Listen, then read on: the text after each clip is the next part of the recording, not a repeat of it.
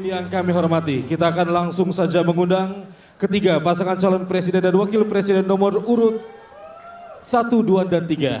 Namun kita akan mengundang terlebih dahulu, inilah dia pasangan calon presiden dan wakil presiden nomor urut 1, Bapak Haji Anies Rashid Baswedan PhD dan Bapak Dr. Honoris Causa Haji Abdul Muhaimin Iskandar.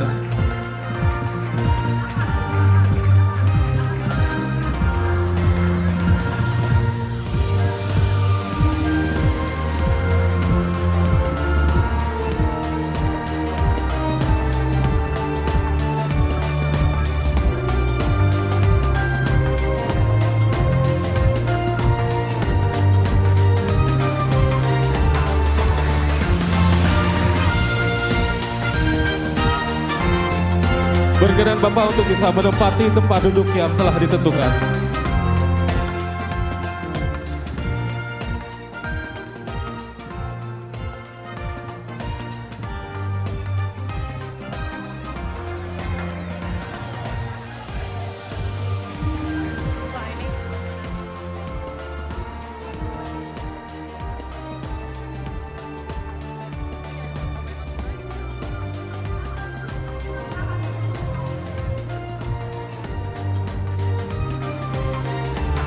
Dan selanjutnya kita akan mengundang pasangan calon presiden dan wakil presiden nomor urut 2, Bapak Haji Prabowo Subianto dan Bapak Gibran Rakabuming Raka. Dan disilakan kepada Bapak untuk bisa menempati tempat duduk yang telah ditentukan.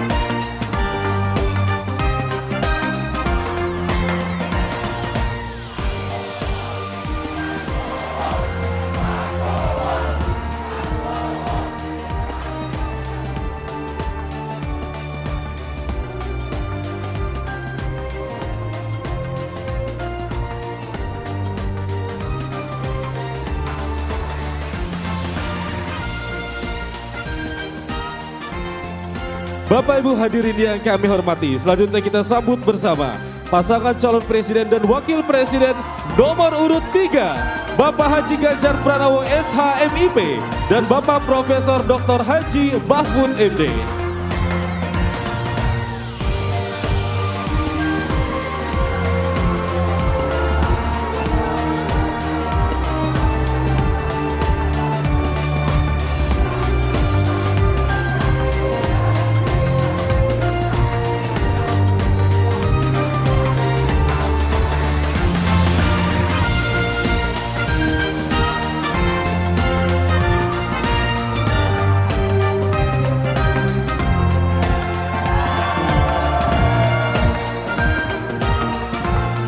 Berkenan kepada Bapak untuk bisa menempati tempat duduk yang telah ditentukan.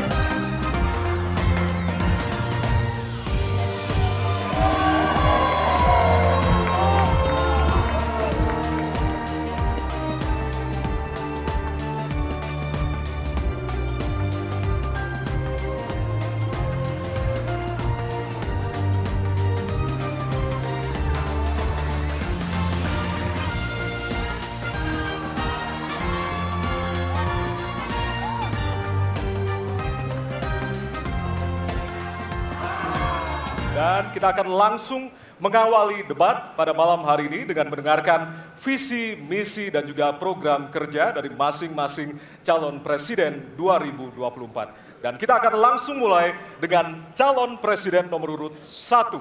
Kami persilakan kepada Bapak Anies Baswedan untuk maju ke atas panggung dan menyampaikan visi, misinya. Kami persilakan Pak Anies untuk segera menuju ke panggung utama. Pak Anies, waktu Bapak adalah 4 menit dimulai dari sekarang. Assalamualaikum warahmatullahi wabarakatuh. Selamat malam dan salam sejahtera untuk semuanya. Bismillahirrahmanirrahim.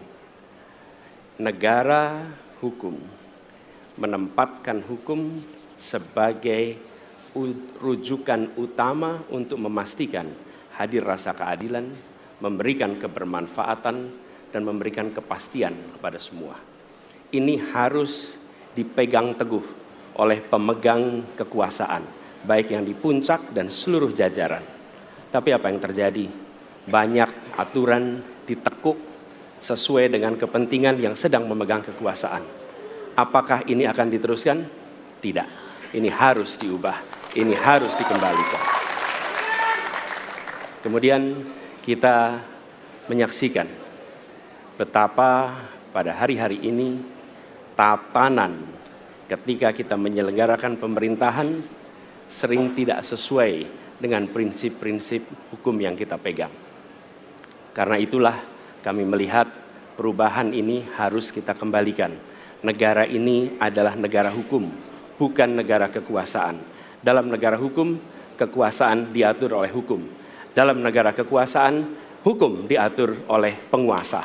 Dan kita tidak menginginkan itu terjadi. Pada saat ini, kalau kita lihat hukum itu harusnya tegak begini. Inilah hukum. Dalam kenyataannya, dia bengkok. Dia tajam ke bawah, dia tumpul ke atas. Dan kondisi ini tidak boleh didiamkan, tidak boleh dibiarkan, dan harus berubah. Karena itu kita mendorong perubahan. Mengembalikan hukum menjadi tegak kepada semuanya. Dan bila kita saksikan hari ini, ada satu orang milenial bisa menjadi calon wakil presiden. Tetapi ada ribuan milenial, generasi Z, yang peduli pada anak-anak bangsa, yang peduli pada mereka yang termarginalkan. Ketika mereka mengungkapkan pendapat, ketika mereka mengkritik pemerintah, justru mereka sering dihadapi dengan kekerasan, dihadapi dengan benturan, dan bahkan gas air mata. Apakah kondisi ini akan dibiarkan? Tidak, kita harus lakukan perubahan. Oleh karena itu, kami memperhatikan ini sebagai hal-hal yang mendasar. Yang tak kalah penting, ini kedua nih, yang tak kalah penting. Kita menyaksikan pada saat ini, ada peristiwa seperti peristiwa Ibu Mega. Ibu Mega Suryani Dewi, seorang ibu rumah tangga yang mengalami kekerasan rumah tangga, lapor pada negara, tidak diperhatikan, dan dia meninggal korban kekerasan. Apakah akan dibiarkan? Tidak, ini harus diubah. Dan tidak kalah penting, hadir bersama saya di sini ayahnya Harun Ar-Rasyid.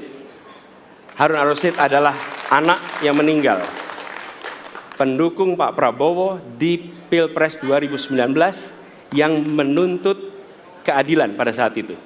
Protes hasil pemilu. Apa yang terjadi? Dia tewas sampai dengan hari ini tidak ada kejelasan. Apakah ini akan dibiarkan? Tidak, ini harus diubah. Karena itu, kami mendedikasikan diri, hadir untuk memberikan komitmen bahwa dari puncak sampai ke bawah, kami akan tegakkan hukum pada siapa saja. Kami kembalikan marwah kehidupan bernegara yang menempatkan hukum sebagai tempat yang paling tinggi. Dan ketentuan itu berlaku kepada semua, termasuk ketika menyangkut urusan ASN, menyangkut urusan TNI dan Polri. Terima kasih. Assalamualaikum warahmatullahi wabarakatuh. Terima kasih, Bapak Anies. Kami persilakan kembali ke tempat. Berikutnya kami persilakan. Harap tenang. Harap tenang. Harap tenang. Harap tenang para pendukung. Harap tenang. Hadirin, kita akan harap lanjutkan tenang. ya. Harap tenang. Kita akan lanjutkan. Kami persilahkan calon presiden nomor urut 2, Bapak Prabowo Subianto, untuk maju ke atas panggung dan menyampaikan visi dan misi. Baik, para pendukung Harap harap tenang. tenang, kita akan lanjutkan. Baik, silakan. Bismillahirrahmanirrahim. Assalamualaikum warahmatullahi wabarakatuh. Salam sejahtera kita sekalian. Shalom, Om Swastiastu, Namo Buddhaya, salam kebajikan. Terima kasih kesempatan yang diberikan kepada saya untuk menyampaikan visi dan misi. Kami menempatkan hukum, HAM, perbaikan pelayanan pemerintahan, pemberantasan korupsi, perlindungan terhadap semua kelompok di masyarakat sebagai sesuatu yang sangat penting. Karena itu dalam visi misi kita, hal-hal ini ditaruh di paling atas. Kita sadar dan saya sadar sejak muda saya telah mengangkat sumpah untuk membela Pancasila dan Undang-Undang Dasar 45. Di dalam Undang-Undang Dasar 45, di situ pendiri-pendiri bangsa kita mendirikan sebuah republik. Republik itu harus didasarkan atas hukum dan kedaulatan rakyat. Itulah perjuangan saya selama ini. Dan saya pertaruhkan nyawa saya, jiwa saya untuk membela demokrasi, hukum dan HAM. Kita paham, kita mengerti masih banyak kekurangan. Tetapi kita harus bersyukur di tengah dunia yang penuh tantangan ketidakpastian, di mana terjadi perang di mana-mana, di mana negara-negara begitu banyak yang terjadi perang saudara, kerusuhan, Indonesia masih aman, Indonesia masih damai, Indonesia masih terkendali, harga-harga masih terkendali, ekonomi untuk rakyat kita masih aman. Karena apa? Karena kepemimpinan. Karena apa? Karena manajemen negara yang berhasil. Saudara-saudara, apakah di tengah 280 juta rakyat masa tidak ada kekurangan?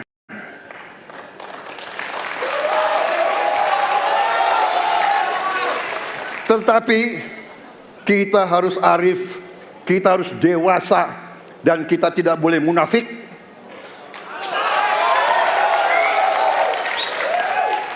Pemimpin itu ingarso sungtolodo, harus memberi contoh.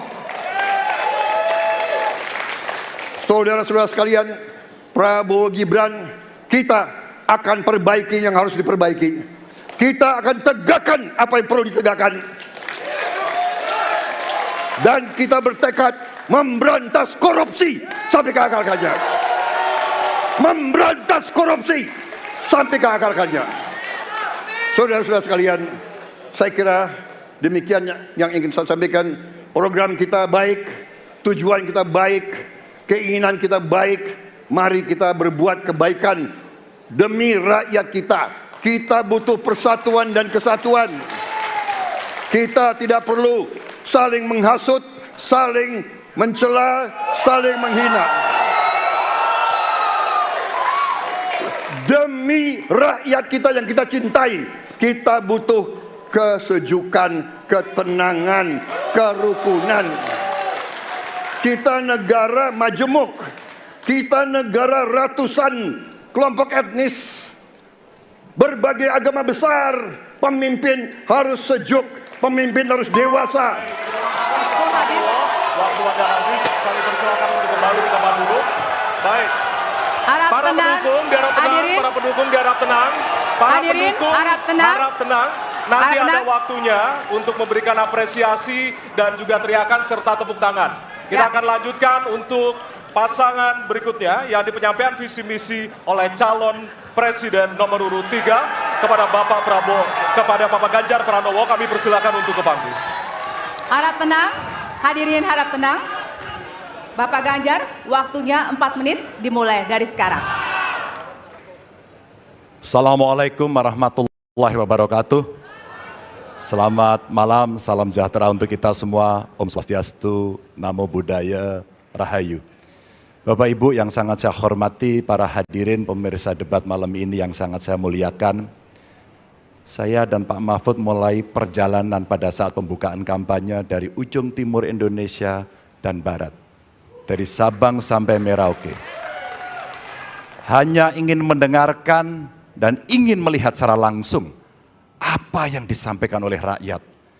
Apa yang dirasakan oleh rakyat, sehingga ketika kontestasi 5 tahunan ini berlangsung, harapan itu ada dan masuk dalam pikiran seorang pemimpin, satunya pikiran, perkataan, dan perbuatan. Ini sesuatu yang sungguh penting. Di Merauke kami menemukan pendeta, namanya Pak Leo. Dia harus menolong seorang ibu ingin melahirkan, karena tidak adanya fasilitas kesehatan. Dan dia belajar dari YouTube. Sesuatu hak kesehatan yang tidak bisa didapat. Maka kita sampaikan kepada Pendeta Leo, kami akan bangunkan itu, dan kami akan kerahkan seluruh Indonesia, bahwa satu desa, satu puskesmas atau pustu, dengan satu nakes yang ada. Pak Mahfud juga menyampaikan kepada para guru yang ada di Aceh, di Sabang sana. Ada juga guru agama di sana. Kita ingin membangun Indonesia yang hebat dengan SDM yang unggul. Tapi apakah kita sudah memperhatikan mereka? Tentu kemajuan yang selama ini ada mesti kita lakukan jauh lebih cepat, lebih satset, dan perhatian itu mesti diberikan.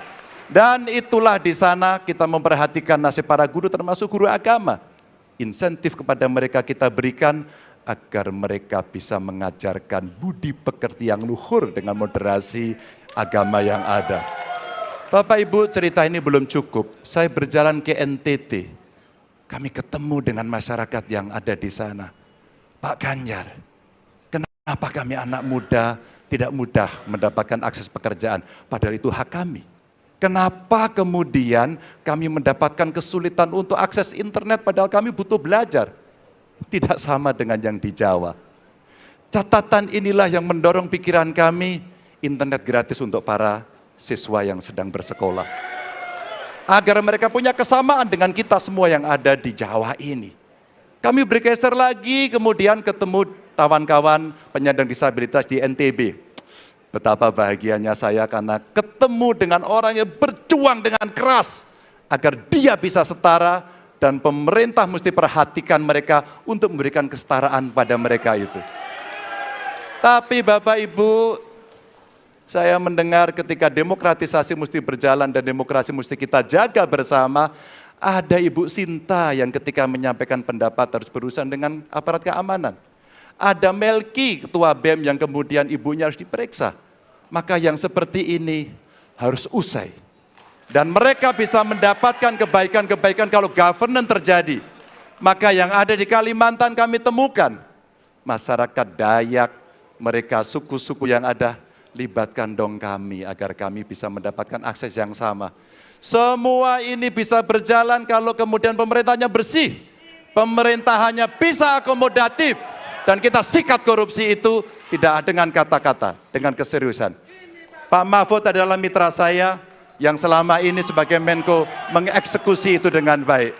Kita akan lakukan itu, kami mohon dukungan rakyat, perintahkan kami untuk mengerjakan itu. Terima kasih. Wassalamualaikum warahmatullahi wabarakatuh. Kami persilakan kembali ke tempat. Hadirin, hadirin harap tenang. Hadirin, baik. Hadirin harap tenang, kita akan lanjutkan acara. Baik. Kini saatnya baru kita akan sama-sama memberikan apresiasi tepuk tangan kepada seluruh calon presiden yang sudah menyampaikan visi misinya. Di segmen ini calon presiden akan menjawab pertanyaan dari tim panelis. Selain menjawab pertanyaan, masing-masing calon presiden juga diberikan kesempatan untuk saling menanggapi. Ya, tim panelis tentunya telah menyiapkan sejumlah pertanyaan dan menjaga kerahasiaannya. Untuk memastikan debat ini berlangsung secara adil, 3 pertanyaan dari masing-masing subtema akan diundi di hadapan Anda. Dan untuk itu, berkenan kami mengundang seluruh calon presiden untuk menuju ke panggung utama dan sesuai dengan posisi masing-masing. Kami persilakan kepada para calon presiden untuk menempati tempat yang telah disesuaikan. Coba sini, Mbak. Ya. Hadirin, jika di segmen pertama kita memulai visi misi dari calon presiden nomor urut 1, maka pada segmen ini kita akan memulai pertanyaan kepada calon presiden nomor urut 2. Kami persilakan kepada panelis Bapak Agus Riwanto untuk mengambil subtema di fishbowl. Kami persilakan Pak Agus.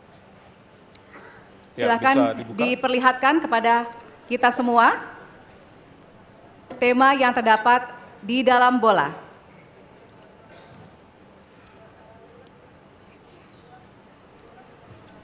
Temanya adalah diperlihatkan kepada moderator HAM. Baik, kita catat tema pertama adalah HAM. Baik, kami persilakan selanjutnya kepada panelis Bapak Ahmad Taufan Damadik untuk bisa mengambil pertanyaan dari fishbowl. Baik, bolanya bisa ditunjukkan, Pak? Oke, huruf A, artinya itu adalah amplop A untuk hak asasi manusia. Oke. Baik, pertanyaan hanya akan dibacakan satu kali.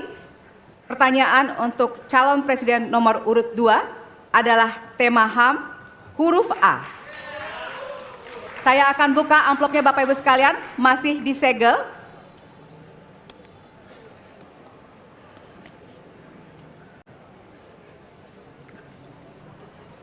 Kita mulai. Beberapa tahun terakhir, tren kekerasan meningkat di Papua. Sementara masalah keadilan dan HAM masih belum terselesaikan sehingga konflik terus berlanjut. Pertanyaannya, apa strategi yang Anda akan siapkan untuk menyelesaikan masalah HAM dan konflik di Papua secara komprehensif? Waktu menjawab 2 menit dimulai dari sekarang. Masalah Papua adalah rumit karena di situ terjadi suatu gerakan separatisme. Dan gerakan separatisme ini kita sudah ikuti cukup lama. Kita melihat ada campur tangan asing di situ. Dan kita melihat bahwa kekuatan-kekuatan tertentu selalu ingin Indonesia disintegrasi dan pecah.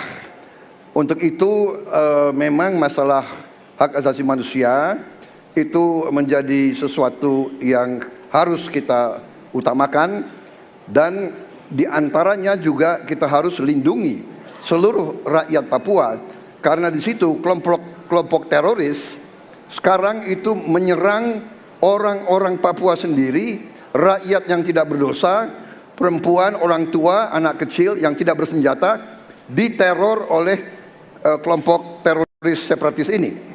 Jadi rencana saya pertama adalah tentunya menegakkan hukum, memperkuat aparat-aparat di situ, dan juga mempercepat pembangunan ekonomi. Dan Presiden Joko Widodo adalah Presiden di Republik Indonesia yang paling banyak ke Papua. Paling banyak ke Papua. Kalau tidak salah sampai hari ini beliau sudah lebih dari 19 kali ke Papua. Dan peningkatan pertumbuhan ekonomi di bawah pemerintah Pak Jokowi yang paling pesat, yang paling tinggi selama sejarah Republik Indonesia. Jadi yang saya katakan, saya akan lanjutkan, kita harus membawa kemajuan ekonomi, sosial, services yang terbaik untuk rakyat Papua, melindungi rakyat Papua dari keganasan para separatis dan teroris, dan menjamin penegakan hak asasi manusia. Terima kasih. Baik. Dan selanjutnya, ya. Hadirin harap tenang, Ya. kita lanjutkan. Baik, kami persilakan kepada calon presiden nomor urut 3 untuk menanggapi jawaban dari calon presiden nomor urut 2. Waktu Anda 1 menit, Bapak, dimulai dari sekarang. Terima kasih, tapi menurut saya rasanya tidak cukup Pak Prabowo. Karena dialog menurut saya menjadi sesuatu yang penting. Agar seluruh kekuatan yang ada di sana, seluruh kelompok yang ada di sana bisa duduk bersama untuk menyelesaikan itu. Itu menurut saya roots masalahnya. Pertanyaan saya simpel saja. Apakah Bapak setuju dengan model dialog yang saya tawarkan itu? Terima kasih. Saya setuju. Terima kasih. Baik, Baik. Bapak Prabowo, saya kita mau tahan jawab dulu. Saya mau karena jawab. Waktunya Bapak merespon nanti setelah mendengarkan jawaban ataupun tanggapan dari paslon nomor 1. Atau terima kasih atas pengertiannya. Harap tenang, harap tenang, harap tenang hadirin, kita akan lanjutkan. Baik, selanjutnya kita akan lanjutkan dengan mempersilakan calon presiden nomor urut 1 untuk menanggapi jawaban calon presiden nomor urut 2. Waktunya 1 menit dari sekarang. Masalahnya bukan kekerasan. Karena ketika bicara kekerasan di Jakarta aja ada 3 pandangan. Ada yang menganggap ini terorisme, ada yang menganggap ini separatisme, ada yang menganggap ini kriminal. Di kita aja di Jakarta ada perbedaan pandangan. Apa masalah utamanya? Masalah utamanya adalah tiadanya keadilan di tanah Papua. Itu masalah utama. Oke? Jadi tujuannya bukan semata-mata tentang mentiadakan kekerasan. Karena damai itu bukan tiada kekerasan, damai itu ada keadilan. Itu prinsip utamanya. Nah, jadi caranya bagaimana? 1, atas semua peristiwa pelanggaran HAM yang terjadi dilakukan tindakan penyelesaian hingga tuntas. Oke? Yang kedua, mencegah terjadinya pengulangan dengan memastikan semua yang bekerja di Papua memahami bahwa yang harus dihadirkan bukan tidak ada kekerasan tapi keadilan. Yang ketiga, melakukan dialog dengan semua secara partisipatif. Terima kasih. Baik, terima kasih. Terima kasih. Dan selanjutnya kami persilakan kembali kepada calon presiden nomor urut 2 untuk merespon tanggapan dari kedua calon presiden lainnya, dan waktu Anda 1 menit Bapak, dimulai dari sekarang. Benar, saya sangat setuju. Kita harus ada pendekatan dialog. Benar, ya. Dan saya juga setuju. Harus. Tunggu dulu, aku mau jawab.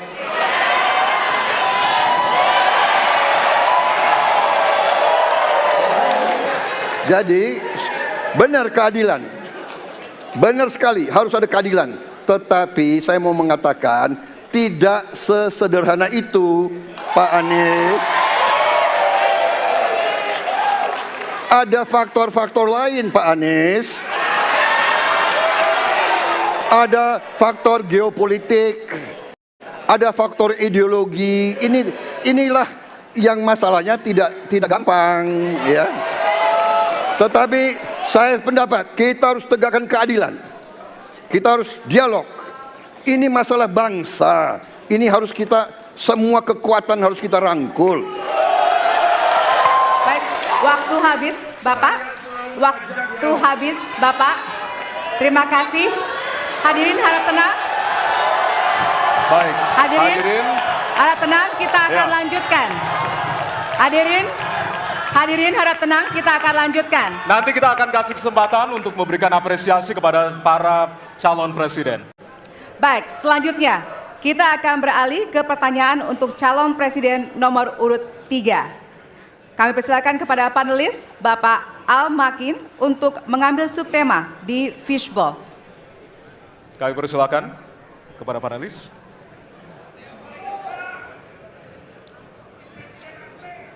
Ya, dibuka Silakan. terlebih dahulu, Pak.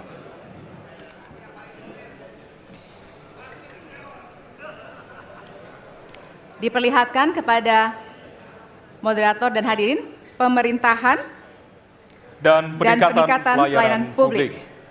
Baik. Dan selanjutnya kami persilakan kepada panelis Bapak Bayu Dwi Anggono untuk mengambil pertanyaan dari fishbowl. Kami persilakan, Pak.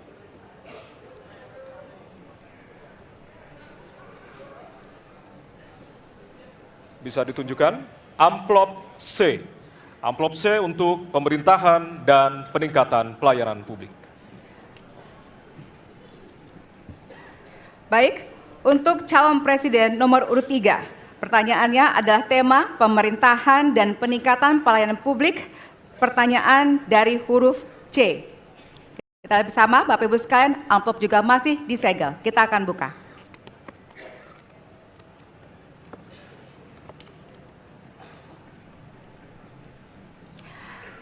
Indeks pelayanan publik di Indonesia stagnan. Sementara Undang-Undang Pelayanan Publik menghendaki persamaan pelakuan dan memperhatikan kepentingan khusus kelompok rentan, perempuan, anak, dan disabilitas. Pertanyaannya, apa program strategis Anda untuk meningkatkan kualitas pelayanan publik yang berkeadilan? Waktu 2 menit dimulai dari sekarang. Kebetulan saya punya pengalaman 10 tahun menangani soal ini.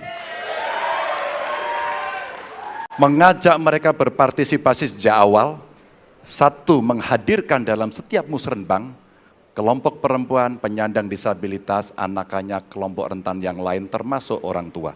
Kenapa? Agar pengambil keputusan mereka aware, mereka peduli apa yang mereka rasakan. Kesetaraan dalam perencanaan pembangunan itulah yang kita harapkan bisa merepresentasikan apa yang mereka harapkan. Sehingga fisiknya kalau bangun mereka paham mana yang akan menggunakan, sehingga tidak ada lagi protes pada soal itu. Kedua, dari sisi aparaturnya mesti ada kontrol publik. Maka kalau saya membuat pengalaman kami membuat lapor GUP sebagai satu ruang komplain publik yang pemerintah nggak boleh baperan, pemerintah harus menerima seluruh masukan dan kritikan, inilah yang akan kita angkat menjadi government super apps. Sehingga ketika itu tidak berjalan, pemerintah tertinggilah yang harus kemudian mengambil alih itu, sehingga pelayanan akan bisa jauh lebih baik, sehingga kelompok-kelompok ini harus mendapatkan afirmasi. Pak Ganjar, masih ada waktu? Cukup. Baik. Cukup. Baik, terima kasih. Ya, dan kami persilakan kepada calon presiden nomor urut 1 untuk menanggapi jawaban dari calon presiden nomor urut 3. Waktu Anda 1 menit dimulai dari sekarang, Pak. Prioritaskan pada pelayanan mereka yang rentan. 1, penyandang disabilitas. 2, perempuan, terutama ibu hamil. 3, anak-anak dan lansia. Itu prioritas. Kemudian pelayanannya. Buatkan pelayanan yang transparan dan terukur. Pelayanan pemerintah itu tidak ada yang baru. Semua yang dilayani pemerintah itu hal yang berulang. Jadi kalau disebut masalah itu pasti pernah terjadi sebelumnya. Pasti berulang. Lalu apa yang dikerjakan? Kami buat ketika dulu di Jakarta namanya Jaki. Jaki adalah sebuah super apps yang membuat setiap pelayanan ada ukurannya. Contoh, bila lapor pohon tumbang, maka kami memberikan arahan kepada jajaran berapa jam harus beres. Ketika dikatakan ada laporan tentang peristiwa X, maka berapa waktunya harus beres. Semua ukuran pelayanan dibuat transparan. Lalu publik yang melapor tahu persis, saya lapor kapan, harus selesai kapan. Dengan begitu standarisasi akan bisa terjadi. Terima kasih. Baik. Terima kasih atas tanggapannya. Silahkan kepada calon presiden nomor urut 2 untuk menanggapi jawaban calon presiden nomor urut 3. Waktunya 1 menit dari sekarang. Menurut pandangan saya, kelompok rentan itu juga termasuk para petani dan nelayan. Dan yang saya dapat setelah saya keliling, khususnya di Jawa Tengah, Pak Ganjar, petani-petani di situ sangat sulit dapat pupuk. Dan mereka mengeluh dengan kartu tani yang Bapak luncurkan, ini mempersulit mereka dapat pupuk. Jadi sebetulnya mereka ingin pupuk itu pengadaannya disederhanakan. Saya kira mungkin Bapak bisa menjawab masalah itu. Terima kasih. Waktu Pak Prabowo? Cukup. Cukup? Nggak usah lama-lama. Baik. Baik, terima kasih. Dan selanjutnya kami persilakan kepada calon presiden nomor urut 3 untuk merespon tanggapan dari kedua calon presiden lainnya. Waktu Bapak 1 menit dimulai dari sekarang. Terima kasih. Jadi menggunakan teknologi yang disampaikan Mas Anies sudah betul. Rupanya kita sama pada soal itu. Tapi untuk Pak Prabowo saya harus mengingatkan Pak, pupuk langka terjadi di Papua Pak. Pupuk langka terjadi di Sumatera Utara Pak. Pupuk langka terjadi di NTT, NTB, Kalimantan Timur termasuk bensin. Mungkin Bapak sedikit agak lupa untuk saya bisa mengingatkan, karena Bapak pernah menjadi ketua HKTI. Pak, data petani kita tidak pernah beres. Maka kalau kemudian satu data petani itu bisa kita kelola, maka distribusi pupuknya harus bisa sampai dan tepat sasaran. Pada saat yang sama, kuota pupuk tidak boleh dibatasi. Maka ini yang saya telepon langsung kepada Pak Wapres saat itu. Pak Wapres, please, kasih tambahan. Kalau tidak cukup. Dan ini terjadi di seluruh Indonesia. Maka inilah mesti kita kerjakan nanti. Baik. Masih ada waktu? Mau ditambahkan Pak? Cukup. Cukup? Cukup. Baik. Baik, terima kasih. Hadirin, kita akan beralih ke pertanyaan selanjutnya untuk calon presiden nomor urut 1. Kami persilakan kepada panelis Bapak Gun-Gun Herianto untuk mengambil subtema di Fishball. Persilakan panelis. Ya, bisa dibuka terlebih dahulu.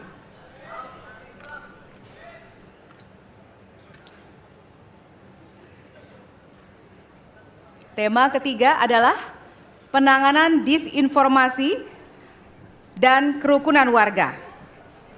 Baik, kami persilakan untuk selanjutnya kepada panelis Bapak Hairul Fahmi untuk mengambil pertanyaan di Fishball.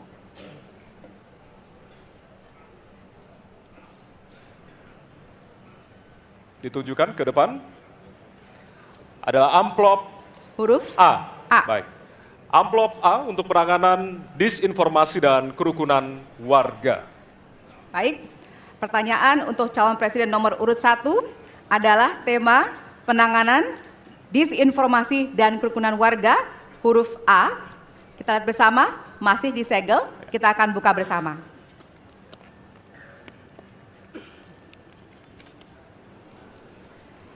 Sejauh ini masih banyak ditemukan kasus-kasus persekusi, kekerasan, dan diskriminasi oleh satu kelompok masyarakat terhadap kelompok lainnya. Pertanyaannya, apa kebijakan Anda untuk melindungi warga negara dan memperkuat toleransi dalam masyarakat Indonesia yang majemuk? Waktunya 2 menit dimulai dari sekarang. Setiap pelanggaran hukum tidak boleh dibiarkan tak dihukum. Karena apabila dibiarkan, dia akan menular dan dia akan dianggap sebagai sesuatu yang benar. Karena itu langkah yang pertama adalah setiap kali ada pelanggaran dikerjakan oleh siapapun, kapanpun, dimanapun, maka tegakkan aturan, tegakkan hukum. Nomor 1. Yang kedua, ketika kita berbicara kerukunan, maka kita harus melakukan usaha berkomunikasi dengan semua. Negara tidak boleh memusuhi salah satu unsur yang ada di masyarakat. Nggak boleh. Negara adalah penyelenggara yang harus menjangkau semua. Kami mungkin tidak suka, mungkin tidak setuju dengan pikiran seseorang, tapi negara harus memberikan hak kepada dia untuk berbicara, termasuk untuk mengkritik. Sehingga ada ruang kebebasan kepada rakyat untuk menyampaikan pendapatnya. Jadi, kita harus sadar, negara bukan mengatur pikiran, negara bukan mengatur perasaan, negara mengatur tindakan. Di situ kita atur. Dan bila melanggar, maka itu dilakukan tindakan penegakan hukum. Lalu, ketika sampai kepada usaha untuk menjangkau semua, pasti komunikasi dilakukan. Tapi selalu saja ada peristiwa pelanggaran, ada peristiwa kekerasan, dan seringkali rakyat tak tahu kemana harus melaporkan. Dan ketika mereka berhadapan dengan pihak lain, seringkali mereka membutuhkan bantuan hukum. Karena mereka berhadapan dengan berbagai unsur yang ada di masyarakat. Karena itu kami merencanakan membuat sebuah program yang disebut sebagai online untuk pelayanan pengacara gratis. Jadi ini adalah online pelayanan gratis. Yang kami sebut sebagai, istilah yang kami gunakan adalah Hotline Paris. Itu namanya kira-kira. Nah, dengan cara begitu, maka rakyat mengalami masalah bisa minta tolong kepada negara untuk didampingi pengacara dari negara. Terima kasih. Baik. Terima kasih. Dan selanjutnya kami persilakan kepada calon presiden nomor urut 2 untuk menanggapi jawaban dari calon presiden nomor urut 1. Waktu Bapak 1 menit dimulai dari sekarang. Saya kira yang sangat dirasakan oleh banyak kelompok, terutama kelompok minoritas, Pak. Saya ingin tanya bagaimana tanggapan Bapak tentang keluhan adanya kelompok-kelompok minoritas yang ingin membuat tempat ibadah tapi sangat sulit karena faktor-faktor yang dipersulit oleh birokrasi dan sebagainya. Masih ada waktu, Bapak? Cukup. Sudah cukup? Baik, terima kasih. Selanjutnya kami persilakan kepada calon presiden nomor urut 3 untuk menanggapi jawaban calon presiden nomor urut 1. Waktunya 1 menit dimulai dari sekarang. Ada yang lebih penting saya kira, meskipun seluruh proses memang harus dilalui. Penegakan hukumnya, menghukum yang bersalah, dan aparat hukum tidak boleh ragu pada soal itu. Tapi ketika kemudian kita kembalikan pada persoalan yang potensial muncul, itulah kenapa Pak Mahfud kemarin di Sabang berbicara dengan banyak tokoh agama. Agar di samping pendidikan agama, mereka memberikan juga pendidikan budi pekerti. Agar kemudian dia bisa mengerti sejak awal bagaimana berbeda dalam suku, agama, golongan, sehingga mereka akan bisa bareng-bareng memahami. FKUB, tokoh masyarakat, semua dilibatkan dalam proses keseharian dalam pengambilan keputusan. Kalau itu bisa terjadi, rasa-rasanya bangsa ini akan membangun harkat dan martabatnya, karena kita memang berbeda, tapi kita dipersatukan. Baik. Masih ada waktu, Bapak? Cukup. Ya. Dan selanjutnya, kami persilakan kepada calon presiden nomor urut 1 untuk merespon tanggapan dari kedua calon presiden lainnya, dan waktu Bapak 1 menit dimulai dari sekarang. Terima kasih. Pak Prabowo, perlu kami sampaikan bahwa ketika kami bertugas di Jakarta, maka ada begitu banyak izin-izin gereja yang mandek 30 tahun, 40 tahun, dan tuntas dibereskan. Oke? Antrian yang amat panjang, yang tidak pernah selesai. Dan kemudian banyak kelompok agama dari mulai Buddha, Hindu, Kristen yang mengalami kesulitan mendirikan tempat ibadah, mereka menerima izin tempat ibadah dan mereka bisa beribadah dengan baik. Dan kalau boleh saya laporkan, dalam sejarah Gubernur Jakarta yang paling banyak memberikan izin rumah ibadah adalah Gubernur Anies Baswedan. Termasuk ketika umat Islam mau mendirikan masjid dan tidak bisa mendapat izinnya, saya bicara. Ketika umat Kristen mau mendirikan gereja tidak bisa mendapatkan izin dari masyarakat, saya bicara. Dan semuanya akhirnya mendapatkan izin untuk bisa beribadah. Terima kasih. Terima kasih. Baik, sudah cukup Bapak? Masih ada waktu? Cukup ya? Baik, terima kasih. Kita berikan tepuk tangan buat calon presiden 2024. Di segmen ini kami akan melanjutkan mengundi pertanyaan dari fishball dan akan dijawab dengan mengambil pertanyaan dari fishball tersebut seperti segmen sebelumnya. Kami juga akan informasikan kepada Bapak Ibu sekalian hadirin yang hadir di ruangan ini untuk tetap menjaga ketenangan dan tidak menggunakan alat peraga kampanye pada saat debat berlangsung. Ya, dan kami tentunya memohon kerjasama dari para hadirin yang berada di halaman KPU untuk kemudian mematuhi aturan yang telah kita sepakati bersama tadi. Baik, kami persilakan kepada calon presiden untuk kembali menuju ke panggung utama. Kami persilakan kepada bapak-bapak untuk bisa menuju ke panggung utama. Baik, dan kita beralih ke pertanyaan untuk calon presiden nomor urut 3. Dan kami persilakan kepada panelis Ibu Lita Testa untuk mengambil subtema di fishball dan kami persilakan Ibu.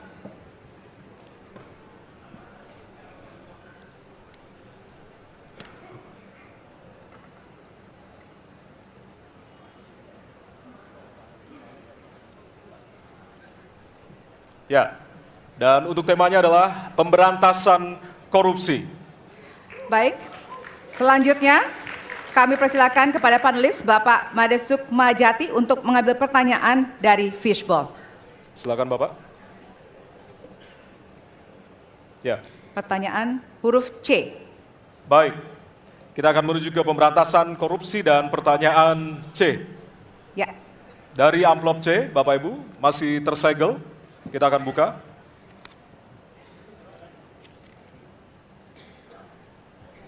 Pertanyaan untuk subtema pemberantasan korupsi. Penegakan hukum atas tindak pidana korupsi menunjukkan rata-rata tren vonis pengadilan yang relatif rendah dan minimnya angka pengembalian aset. Pertanyaan, apa terobosan yang akan Anda lakukan untuk menimbulkan efek jera bagi pelaku korupsi sekaligus menyelamatkan aset negara yang dikorupsi?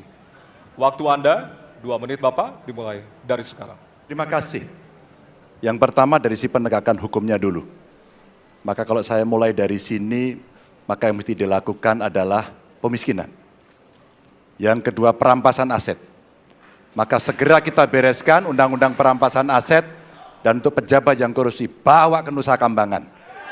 Agar bisa punya efek jera bahwa ini tidak main-main. Namun yang perlu diberikan adalah contoh dari seorang pemimpin bahwa dia hidup sederhana, dia tidak bermewah-mewah, dia mengajarkan bagaimana integritas itu dibangun. Untuk para pejabat, ada 2 yang penting sekali. 1, biarkan mereka berkembang dengan meritokrasi yang baik sehingga pada saat menduduki jabatan tidak ada lagi jual beli jabatan. Yang kedua, jangan biarkan mereka store pada pemimpinnya. Kalau ini terjadi, kerunyaman itu akan muncul.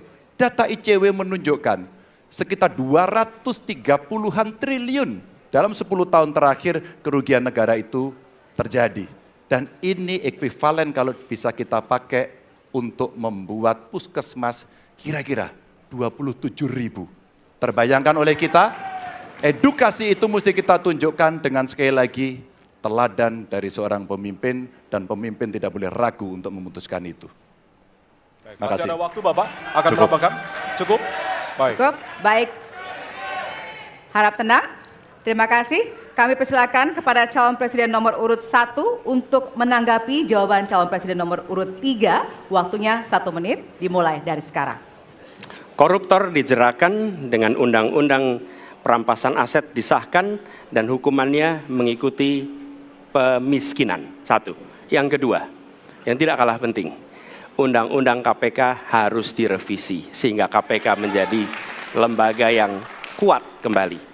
Yang ketiga, diberikan imbalan, reward kepada mereka yang membantu melakukan pelaporan, penyelidikan, sehingga ketika melaporkan kita akan punya partisipasi masyarakat dan itu dibolehkan oleh undang-undang. Dengan begitu maka bukan hanya aparat penegak hukum tapi seluruh rakyat ikut memerangi korupsi. Korupsi harus gerakan anti korupsi harus menjadi gerakan semesta yang melibatkan seluruh rakyat.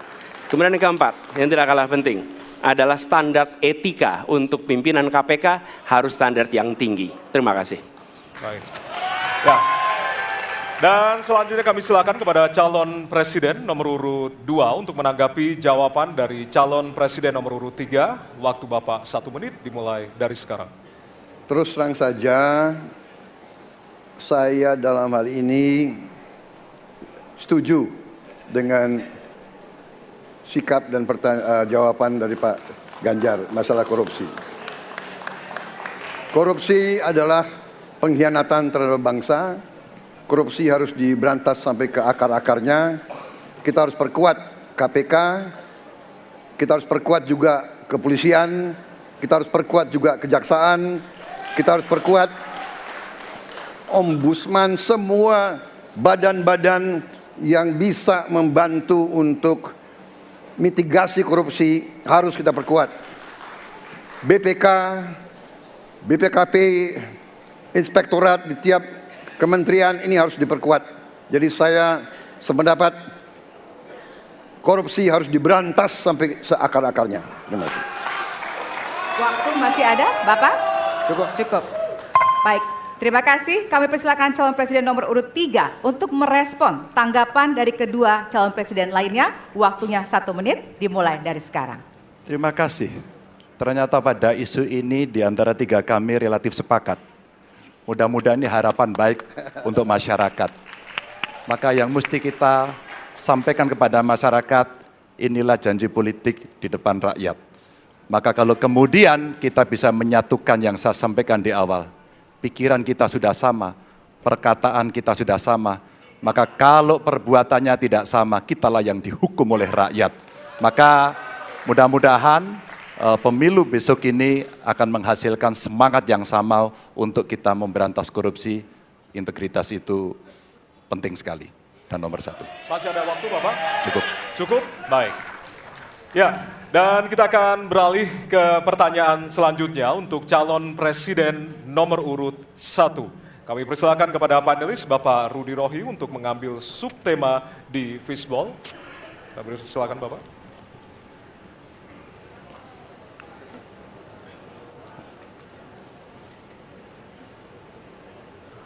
Diperlihatkan kepada kami semua, Bapak.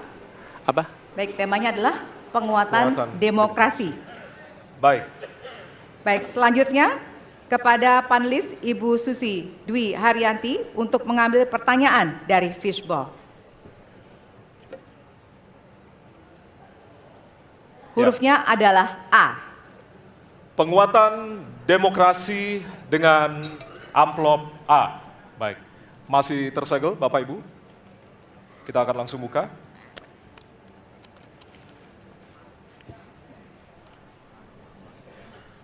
Salah satu pilar penting demokrasi adalah partai politik. Namun kepercayaan publik terhadap partai politik di Indonesia selalu rendah. Pertanyaan, apa kebijakan yang akan Anda lakukan untuk melakukan pembenahan tata kelola partai politik? Waktu untuk menjawab 2 menit dimulai dari sekarang. Saya rasa lebih dari sekedar partai politik. Rakyat tidak percaya kepada proses demokrasi yang sekarang terjadi. Itu jauh lebih luas dari sekedar partai politik. Ketika kita bicara demokrasi, minimal ada 3. 1, minimal 3 nih. 1, adalah adanya kebebasan berbicara. Yang kedua, adanya oposisi yang bebas untuk mengkritik pemerintah dan menjadi penyeimbang pemerintah. Yang ketiga, adanya proses pemilu, proses pilpres yang netral, yang transparan, jujur, adil. 3. Dan kalau kita saksikan akhir-akhir ini, 2 ini mengalami problem. Kita menyaksikan bagaimana kebebasan berbicara menurun, termasuk mengkritik partai politik. Dan angka demokrasi kita menurun, indeks demokrasi kita. Bahkan pasal-pasal yang memberikan kewenangan untuk digunakan secara karet kepada pengkritik, misalnya Undang-Undang ITE atau pasal 14, 15 Undang-Undang Nomor 1 tahun 1946. Itu semua membuat kebebasan berbicara menjadi terganggu. Yang kedua, oposisi. Kita saksikan minim sekali adanya oposisi selama ini. Dan sekarang ujiannya adalah besok. Bisakah pemilu diselenggarakan dengan netralitas, dengan adil, dengan jujur? Ini ujian ketiga. Jadi, persoalan demokrasi kita lebih luas dari segala persoalan kepada partai politik. Nah, bagaimana untuk partai politik sendiri? Partai politik baru mengembalikan kepercayaan. Tapi di sini ada peran negara. Menurut saya salah satu masalah yang mendasar partai politik ini memerlukan biaya. Dan biaya politik selama ini tidak pernah diperhatikan di dalam proses politik. Untuk kampanye, untuk operasional partai, semua ada biayanya. Sudah saatnya pembiayaan politik itu dihitung dengan benar, ada transparansi, sehingga rakyat pun melihat ini institusi yang bisa dipertanggungjawabkan. Jadi salah satu reformnya adalah reform pembiayaan politik oleh partai politik. Terima kasih. Baik. Waktu sudah habis, terima kasih. Kini kami persilakan calon presiden nomor urut 2 untuk menanggapi jawaban calon presiden nomor urut 1. Waktunya 1 menit, dimulai dari sekarang. Mas Anies, Mas Anies.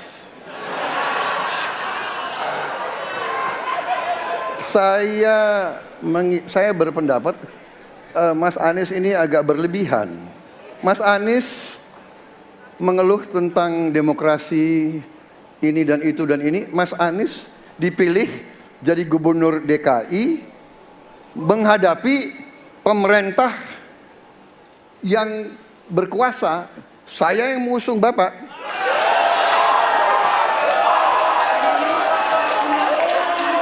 Kalau demokrasi kita tidak berjalan, tidak mungkin Anda jadi gubernur.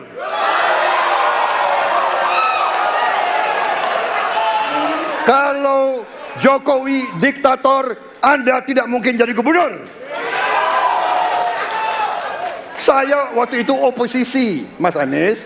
Anda ke rumah saya, kita oposisi, Anda terpilih. Waktu habis, Bapak. Harap tenang, Bapak Prabowo. Baik, para pendukung, kami mohon untuk tenang, para pendukung. Para pendukung, Baik. harap tenang. Kita akan lanjutkan dialog kita. Harap tenang, hadirin, harap tenang.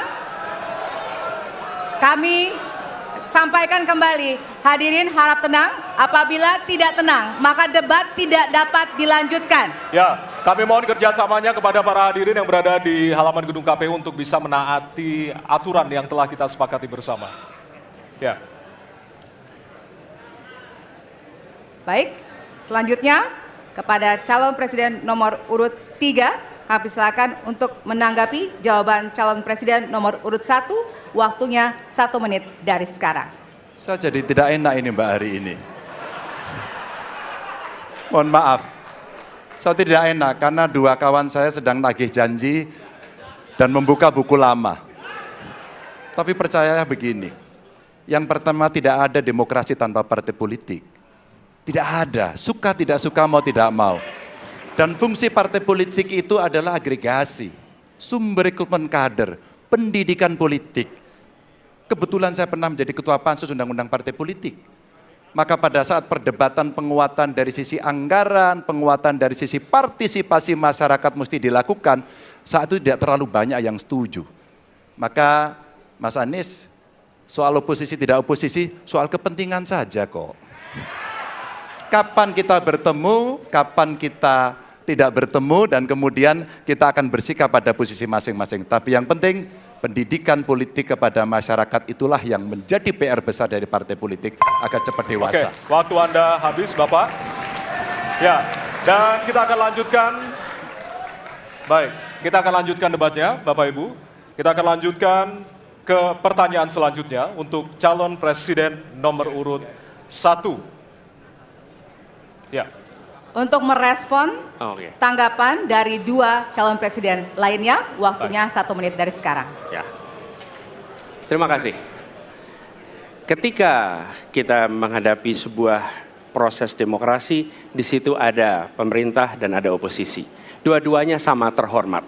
Dan ketika proses pengambilan keputusan itu dilakukan, bila ada oposisi, maka selalu ada pandangan perspektif berbeda yang membuat masyarakat bisa menilai. Karena itu oposisi itu penting dan sama-sama terhormat. Sayangnya tidak semua orang tahan untuk berada menjadi oposisi. Oke? Seperti sampaikan Pak Prabowo tidak tahan untuk menjadi oposisi. Apa yang terjadi? Beliau sendiri menyampaikan bahwa tidak berada dalam kekuasaan membuat tidak bisa berbisnis, tidak bisa berusaha. Karena itu harus berada dalam kekuasaan. Kekuasaan lebih dari soal bisnis, kekuasaan lebih dari soal uang, kekuasaan soal kehormatan untuk menjalankan kedaulatan rakyat. Baik, waktu Anda Baik. habis Bapak. Terima Kami kasih. mohon sekali lagi kepada para hadirin yang berada di Hadirin. halaman KPU. Ditahan dulu. Baik. Baik, Pak Prabowo, Bapak mohon maaf. Prabowo, Bapak, mohon maaf. Waktu sudah Nanti habis. Waktu ada sudah kesempatan. habis. Ya. Baik. Hadirin. Nanti ada kesempatan untuk kembali menanggapi. Baik. Dan kita akan beralih ke pertanyaan terakhir untuk segmen ini dan untuk calon presiden nomor urut 2. Baik, kami persilakan kepada panelis, kepada Bapak Agus Riwanto untuk mengambil subtema.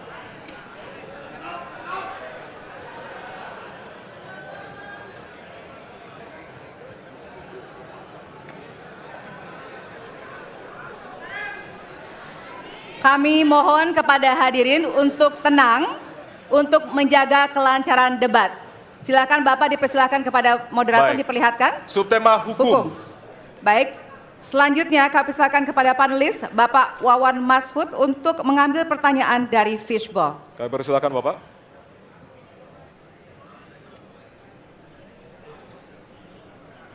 Baik. Amplop A. Amplop A, silakan.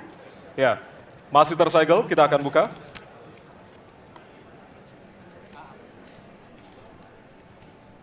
Kita akan langsung bacakan. Konstitusi mengharuskan kekuasaan kehakiman dijalankan secara merdeka.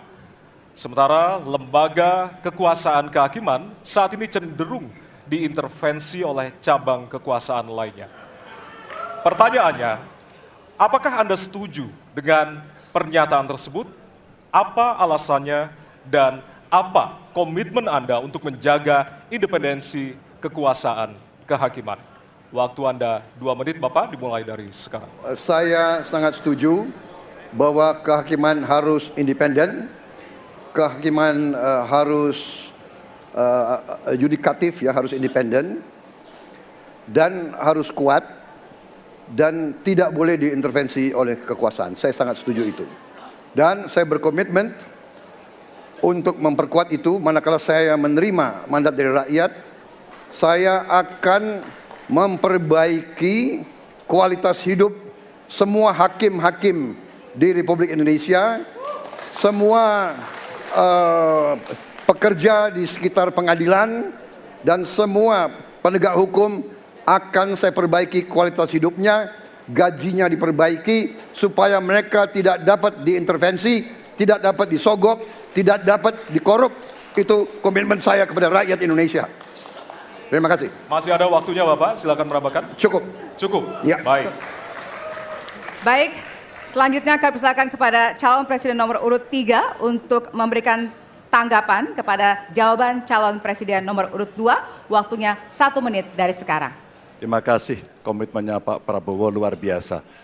Tapi dalam konteks kekinian saya terpaksa, ini mohon maaf Pak, ini terpaksa sekali saya harus bertanya. Apa komentar Pak Prabowo terhadap putusan MK yang melahirkan MK itu? Itu aja. Ditahan dulu Bapak, apakah ada yang ditambahkan selain itu? Cukup. Cukup, baik. Selanjutnya, Ya, Kami pertegas kembali bahwasanya tidak ada sesi tanya jawab, artinya saling menanggapi, Bapak-bapak. Kami ingatkan kembali untuk saling menanggapi dari masing-masing calon presiden. Dan selanjutnya kita akan berikan kesempatan kepada calon presiden nomor urut 1 untuk menanggapi calon presiden nomor urut 2 dan waktu Bapak. Apakah saya harus 1 menit. merevisi statement saya?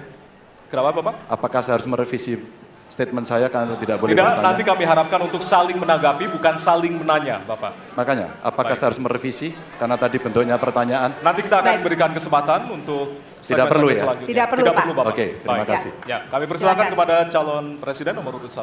Waktu Anda 1 menit, Bapak. Ya, jadi ketika saya bertugas sebagai presiden, maka saya akan tegaskan kepada semua yang berada di lingkar judisial bahwa tugas Anda bukan hanya menegakkan hukum, tugas Anda menghadirkan rasa keadilan. Nomor 1, tegaskan itu. Yang kedua, bila terjadi praktek-praktek di mana keadilan tidak hadir, maka negara tidak boleh diam dan mengatakan, nah itu kan proses hukum, tidak bisa. Justru negara harus mempertanyakan apa yang sesungguhnya terjadi. Dan itulah yang kemudian harus dikerjakan oleh negara, memastikan bahwa proses hukum benar-benar berorientasi kepada keadilan. Lalu kepada mereka yang bertugas, tadi disampaikan bahwa harus memastikan mereka memiliki remunerasi yang baik. Ya, itu penting. Dan yang tidak kalah penting adalah semua proses dilakukan secara transparan. Promosi transparan, kasus transparan, sehingga ada kepercayaan kepada proses pengadilan. Terima kasih. Baik, waktu habis. Selanjutnya kami persilakan kepada calon presiden nomor urut 2 untuk merespon tanggapan dari calon presiden lainnya. Waktunya 1 menit dari sekarang. Saya kira mengenai Mahkamah Konstitusi, aturannya sudah jelas. Kita juga bukan anak kecil, rakyat kita juga pandai, rakyat kita lihat, rakyat kita tahu. Mas Ganjar, kita tahulah ya bagaimana prosesnya, ya. Yang intervensi siapa, ya kan? Yang intervensi siapa? Tapi intinya adalah kita tegakkan konstitusi, kita tegakkan undang-undang, kita perbaiki yang kurang sempurna, dan kita patuh kepada komitmen undang-undang itu sendiri. Jadi saya kira itu tentang apa tadi disampaikan Pak Anies. Dalam hal ini saya setuju dengan Pak Anies. Dalam hal ini. Waktunya masih ada, Ya, Bapak? Saya sependapat kita harus membuat yudikatif kuat, harus ada merit system, harus ada ujian-ujian yang baik. Waktunya supaya habis hakim sekarang, itu Bapak. hakim yang Terima terbaik kasih untuk Indonesia. atas jawabannya. Baik. Sekarang kita kasih apresiasi dari 3 calon presiden yang tentunya sudah saling menanggapi di kesempatan segmen kali ini. Hadirin, jika pada segmen sebelumnya pertanyaan dibuat oleh tim panelis, maka di segmen ini dan segmen selanjutnya pertanyaan murni dari para calon presiden. Ya. Jawaban pertanyaan akan ditanggapi oleh capres penanya untuk kemudian direspon kembali oleh calon presiden yang menjawab. Sebelumnya, kita undang kembali seluruh calon presiden untuk naik ke atas panggung. Kami persilakan Bapak untuk menuju ke panggung utama. Ya, dan untuk segmen ini kesempatan pertama akan diberikan kepada calon presiden nomor urut 1 untuk bertanya kepada calon presiden nomor urut 2. Dan waktu Bapak 1 menit dimulai dari sekarang. Terima kasih. Pada tanggal 25, Pak Prabowo mendaftar ke KPU sebagai pasangan calon presiden, calon wakil presiden. Sesudah keputusan MK. Dan kemudian di MK dibentuk MK-MK. Yang hasilnya mengatakan bahwa terjadi pelanggaran etika berat. Yang menyebabkan keputusan yang dibuat oleh MK secara etika bermasalah. Kemudian Bapak punya waktu sampai dengan tanggal 13 November. Karena di situ adalah waktu terakhir untuk mengambil keputusan bila ada perubahan. Sesudah Bapak mendengar bahwa ternyata pencalonan persyaratannya bermasalah secara etika. Pertanyaan saya, apa perasaan Bapak ketika mendengar bahwa ada pelanggaran etika di situ? Baik, waktunya habis. Kami berikan kesempatan kepada calon presiden nomor urut 2 untuk menjawab selama 2 menit. Waktunya dimulai dari sekarang. Jadi Mas Anies ya memang suatu perkembangan politik itu ada beberapa segi perspektif ya. Jadi tim saya, para pakar hukum yang mendampingi saya menyampaikan bahwa dari segi hukum tidak ada masalah. Masalah yang dianggap pelanggaran etika sudah diambil tindakan dan keputusan ya waktu itu oleh pihak yang diberi wewenang, kemudian sudah ada tindakan dan tindakan pun itu masih diperdebatkan karena yang bersangkutan masih memproses. Tetapi intinya adalah bahwa keputusan itu final dan tidak dapat dirubah. Ya, saya laksanakan ya. Dan kita ini bukan anak kecil, Mas Anies ya. Anda juga paham ya. Sudahlah ya. Sekarang begini. Intinya rakyat yang putuskan, rakyat yang menilai. Kalau rakyat tidak suka Prabowo dan Gibran, nggak usah pilih kami, saudara-saudara sekalian. Dan saya tidak takut tidak punya jabatan, Mas Anies. Sorry ya. Sorry ya. Harap tenang. Mas Anies, saya tidak punya apa-apa. Saya sudah siap mati untuk negara ini. Baik. Waktu Anda habis, Bapak, dan selanjutnya kami persilakan kepada calon presiden nomor urut 1 untuk menanggapi jawaban dari calon presiden nomor urut 2. Waktu Bapak 1 menit. Dimulai dari sekarang. Fenomena ordal ini menyebalkan. Di seluruh Indonesia kita menghadapi fenomena ordal. Mau ikut kesebelasan ada ordalnya, mau masuk jadi guru ordal, mau daftar sekolah ada ordal, mau dapat tiket untuk konser ada ordal di mana-mana yang membuat meritokratik nggak berjalan, yang membuat etika luntur. Dan ketika fenomena ordal itu bukan hanya di masyarakat, tapi di proses yang paling puncak terjadi ordal, maka rakyat kebanyakan, dan ini saya rasakan beberapa waktu yang lalu, beberapa orang guru berjumpa dengan saya dan mereka mengatakan, Pak, di tempat kami pengangkatan guru-guru itu mendasarkan ordal. Kalau tidak ada ordal, nggak bisa jadi guru, nggak bisa diangkat. Lalu apa jawabannya? Atasan saya bilang, wong yang di Jakarta aja pakai ordal, kenapa kita di bawah tidak boleh pakai ordal? Negeri ini rusak apabila tatanan itu hilang. Habis. Ya. Sekarang kami berikan kesempatan kepada calon presiden nomor urut 2 untuk menanggapi tanggapan dari calon presiden nomor urut 1. Waktunya 1 menit dari sekarang. Mas Anies, dalam demokrasi kekuasaan tertinggi ada di rakyat. Hakim yang tertinggi adalah rakyat. Tanggal 14 Februari, rakyat yang akan mengambil keputusan. Kalau kami tidak benar, salah, berkhianat, rakyat yang akan menghukum kami. Waktu masih ada, Bapak? Sudah cukup? Baik, terima kasih. Harap tenang hadirin, kita akan lanjutkan. Ya, kita akan lanjutkan. Dan untuk kesempatan ini kami berikan kepada calon presiden nomor urut 2 untuk bertanya kepada calon presiden nomor urut 3. Dan waktu Bapak 1 menit dimulai dari sekarang.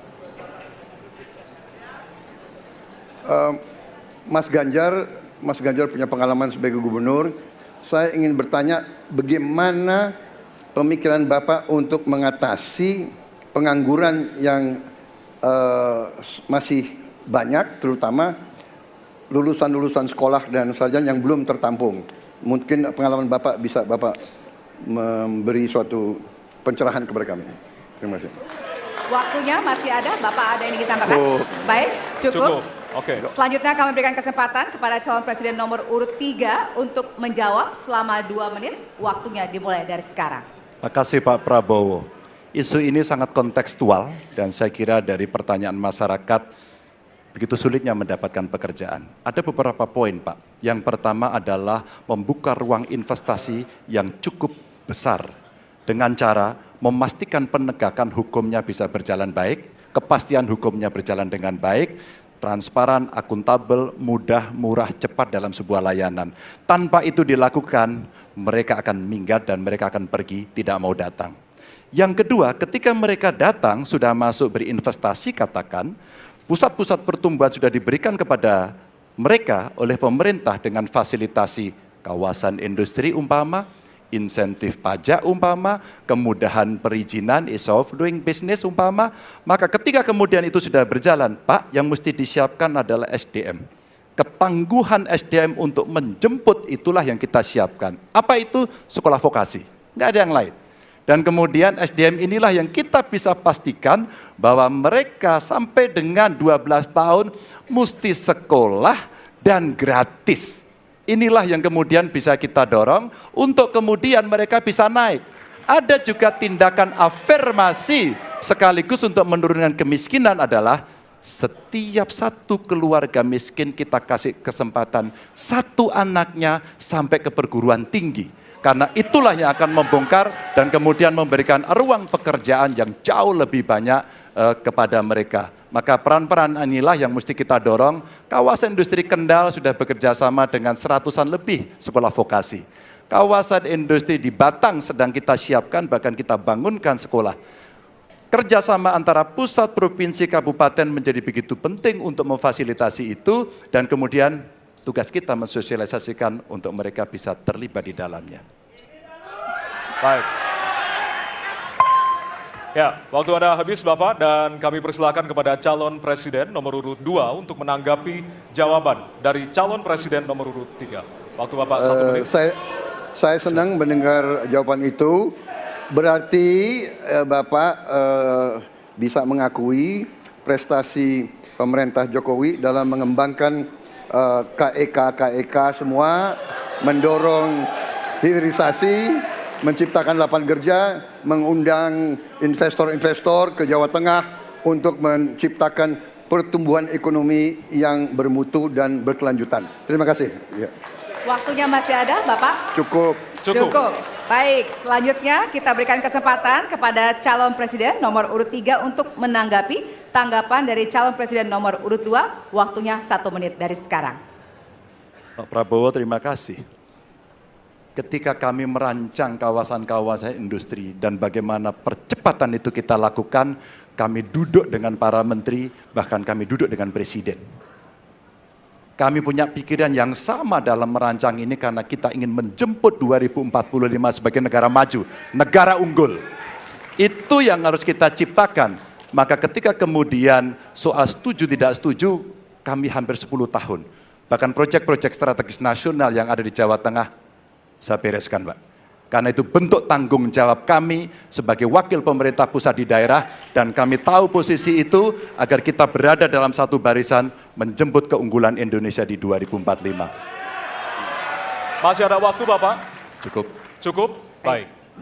Ya, dan selanjutnya kita akan berikan kesempatan calon presiden nomor urut 3 untuk bertanya kepada calon presiden nomor urut 1.